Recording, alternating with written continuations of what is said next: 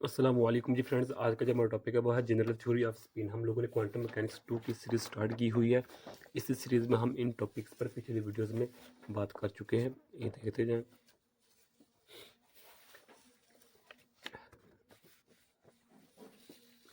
तो आज की जो हमारे पास वीडियो है वो वीडियो नंबर 22 है। इसका ई पार्ट है spin, general theory of spin. आने वाले वीडियोस में इन टॉपिक्स पर बात करने की कोशिश करेंगे। तो आइए इसको स्टार्ट करते हैं। बिस्मिल्लाहिर्रहमानिर्रहीम, सल्लल्लाहु अला मुहम्मद सल्लल्लाहु अलैहि वसल्लम। क्योंकि हम फ्लैटली की बुक को फॉलो कर रहे हैं, इसलिए बुक के अकॉर्डिंग ही हम चलेंगे। Okay, general theory of relativity. अच्छा, जो लास्ट वीडियो में हमने स्टडी किया था ना, ये वाला एक्सपेरिमेंटल एविडेंस ऑफ स्पिन, या इसको हम स्टर्न गेरलक एक्सपेरिमेंट भी कहते हैं। ये दो पार्ट्स में, बल्कि तीन पार्ट्स में इसको डिवाइड किया हुआ है। तो आई थिंक ये बहुत हेल्पफुल साबित होगा। ये देखिए ये वाला। ओके, इसके डायग्राम ऊपर ये है। उसके बाद ये वाली, ये तमाम ये जो मेरे पास ये सफ़हात बन रहे, दो अढ़ाई, इनको हमने तीन पार्ट्स में डिवाइड करके लास्ट वीडियो में एक्सप्लेन कर दिया हुआ है। अगर आप लोगों को लास्ट टॉपिक आता है तो मे बी इस टॉपिक को आप समझना आप लोगों के लिए आसानी हो जाएगा। तो अब the theory of spin is identical to the general theory of angular momentum. यानी कि इसका मतलब क्या है कि जिस तरह हमने 5.3 में एंगुलर मोमेंटम को स्टडी किया था, बिल्कुल आइडेंटिकल सेम है जनरल थ्योरी किसकी, स्पिन की। यानी कि जब हमने ऑर्बिटल एंगुलर मोमेंटम को स्टडी किया था ए पार्ट में, जो हमने यहाँ डिस्कस किए थे वही चीज़ें इसमें हैं। लेकिन उधर हम एंगुलर मोमेंटम या ऑर्बिटल एंगुलर मोमेंटम बोलते थे, इधर अब हम स्पिन एंगुलर मोमेंटम बोल लेंगे, बस यही फ़र्क है। अच्छा जी, by the analogy with the vector angular momentum J. अब जो असल में ना, जो हमारे पास टोटल एंगुलर मोमेंटम होता है ना, वो हमारे पास होता है ये एल प्लस एस, ये वाला। ये टोटल एंगुलर मोमेंटम होता है, ये ऑर्बिटल एंगुलर मोमेंटम होता है, ये स्पिन एंगुलर मोमेंटम होता है।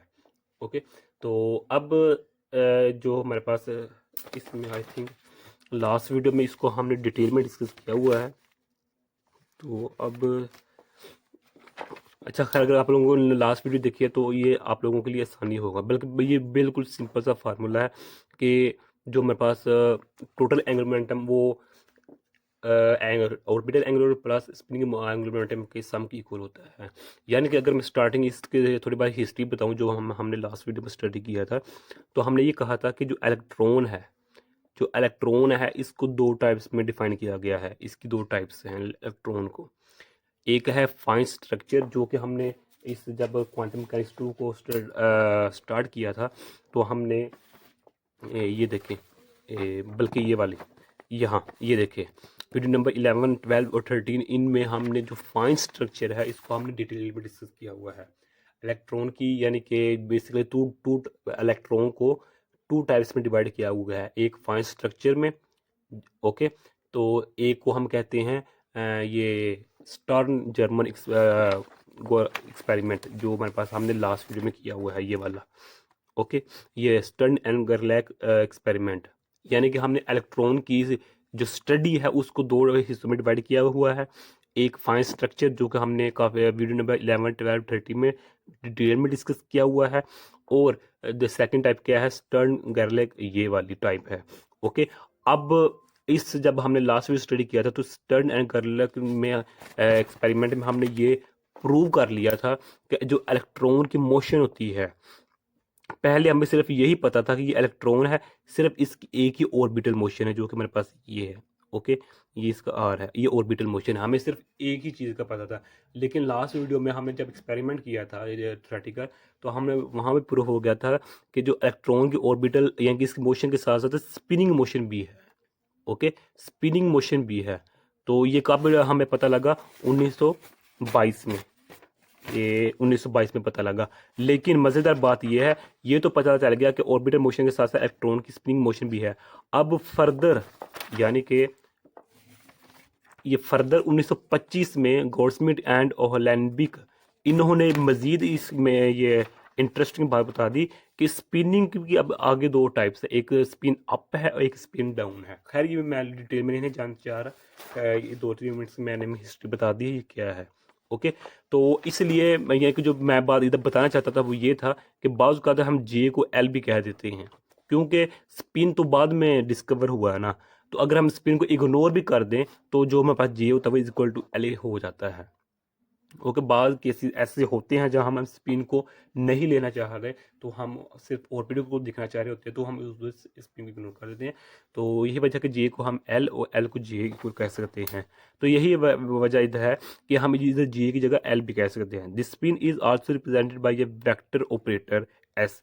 जिस तरह हम ऑर्बिटल को ऐसे शो करते हैं, स्पिनिंग एंगुलर मोमेंटम को ऐसे शो करते हैं, टोटल एंगुलर मोमेंटम को जे से शो करते हैं, इसी तरह जो स्पिन एंगुलर मोमेंटम है सॉरी, जो स्पिन है इसको हम ये देखना ऐसे शो करते हैं। जिस तरह total angular momentum orbital momentum है, इसी तरह हम स्पिन को ऐसे शो करते हैं, यही बताया गया है। ओके, तो अगर हमारे पास ये ऊपर आई कैप, इसका मतलब ये हमारे पास क्या है, ऑपरेटर है। वो component x x x y and s z. अब इसका मतलब ये आगे लिखा हुआ है जे एक्स जे वाई, यानी कि इसका मतलब क्या है कि जिस तरह हमारे पास एल एक्स एल वाई और एल जी था, बिल्कुल इसी तरह S x x y S z है। एल एक्स की जगह जे एक्स भी कह सकते हैं, जे वाई भी और जे जी भी। ये तमाम जो है ना जे एक्स ये कंपोनेंट्स है, इसको हमने इस वीडियो में डिटेल में डिस्कस किया हुआ है। ओके, तो इसलिए मैं वो इसको मजीद इस पर बात नहीं करना चाह रहा हूँ। अच्छा जी, अब चूंकि ये देखे ना, जब हमने इस को स्टार्ट किया था तो हमने ये देखे, हमने ये ऑर्डर बनाए हुए थे। ओके, इन ऑर्डर पर हमने ए पार्ट में, इस वीडियो नंबर ए पार्ट में डिटेल में डिस्कस किया हुआ है। ओके, ये देखें, ये देखें, ये तीन है, ये हैं। तो अब इसको एल को हम इस जे की फॉर्म में भी लिख सकते हैं ऐसे, ये देखें। तो अब बिल्कुल इसी तरह इसको हम इस फॉर्म में लिख सकते हैं, बिल्कुल वैसे ही है। तरतीब एक्स वाई एक्स जी वाई, बस ये तरतीब देखो, वाई जी एक्स है, जी एक्स वाई है। अगर हम ऑर्डर चेंज कर देंगे अल्हम्दुलिल्लाह, यानी कि एस वाई को हम इधर ले आएंगे और एस एक्स को इधर ले आएंगे तो इधर में माइनस आ जाएगा। एस जी को इधर ले जाएंगे, एस वाई को इधर ले आएंगे तो मेरे पास माइनस आ जाएगा, यानी ऑर्डर चेंज करने से माइनस आ जाएगा। ओके, अब ये देखिए हमारे पास क्या कैट है, यानी कि हमने क्या किया हुआ है कि जो हमारे पास एक कैट लिया, कैट में हमने स्पिन कर लिया और जो स्पिन क्वांटम नंबर है उसको हमने लिया। तो अब इस पर हमने ऑपरेट कर दिया हुआ है एस स्केयर को, और यहाँ हमने अप्लाई कर दिया हुआ है एस जी को। ओके, तो अब जब इस पर हम अप्लाई करेंगे तो हमारे पास ये जो कैट होगा ये तो सेम टू सेम आ जाएगी ना, ये भी सेम टू सेम आ जाएगी।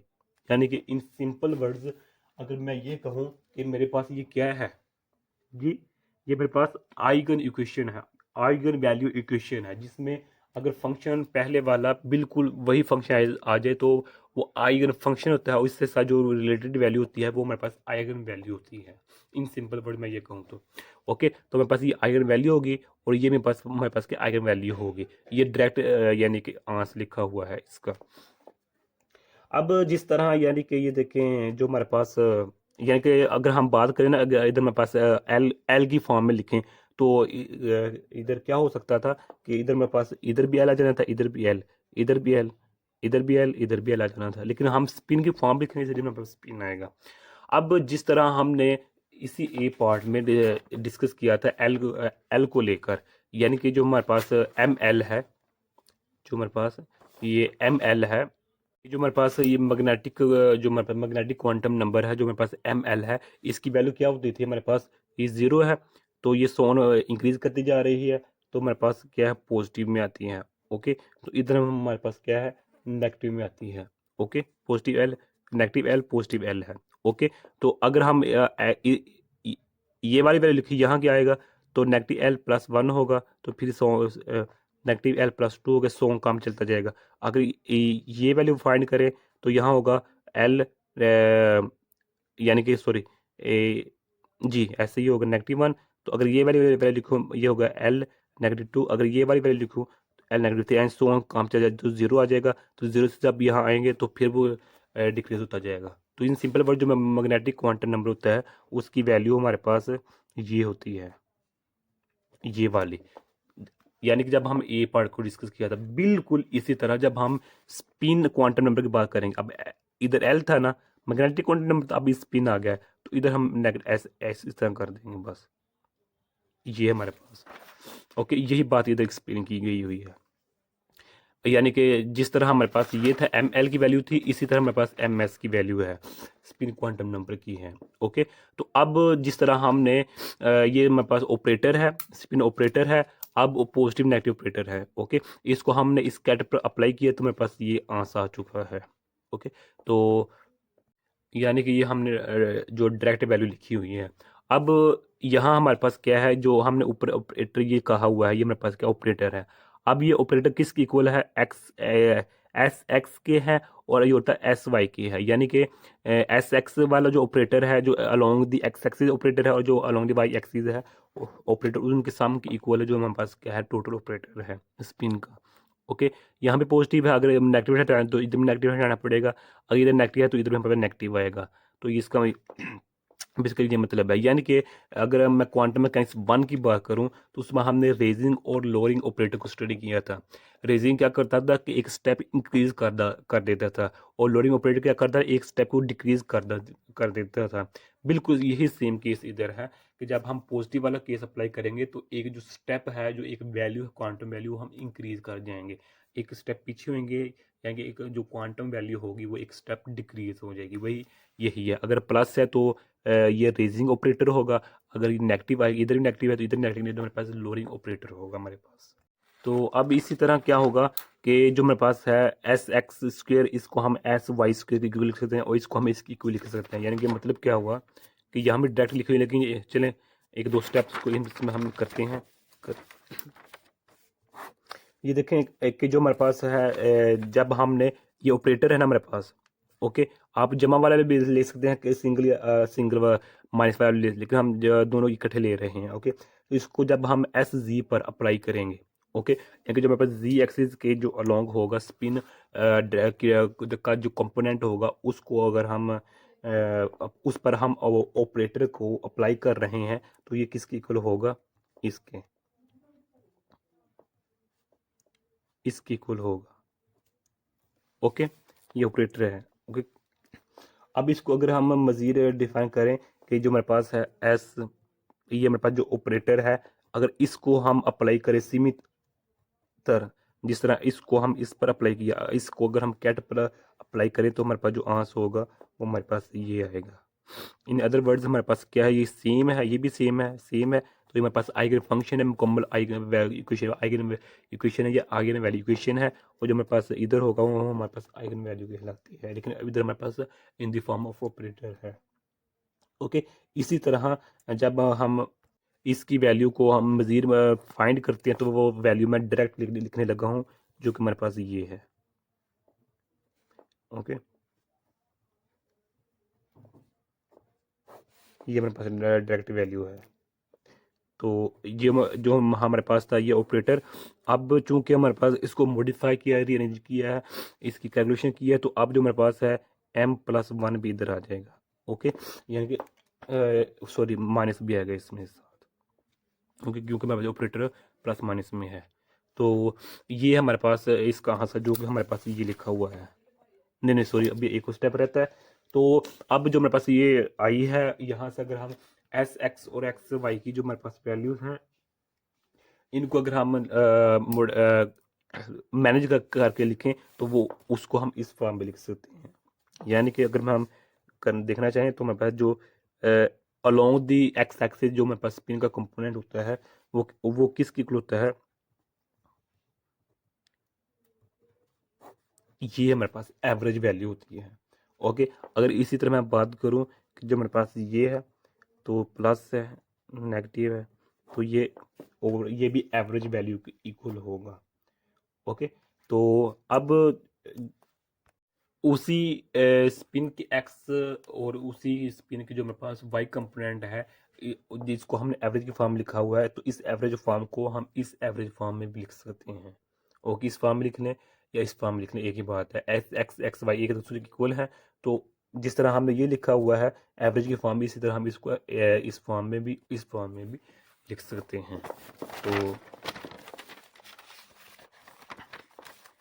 अब हमारे पास वेयर जो मेरे पास ये मेरे पास ऑपरेटर डिनोट्स, ये हमारे पास, अब इसका मतलब क्या है कि हम जानते हैं क्वांटम मैकेनिक्स 1 में हमने ये डिटेल में डिस्कस किया हुआ है कि इसका मतलब क्या है।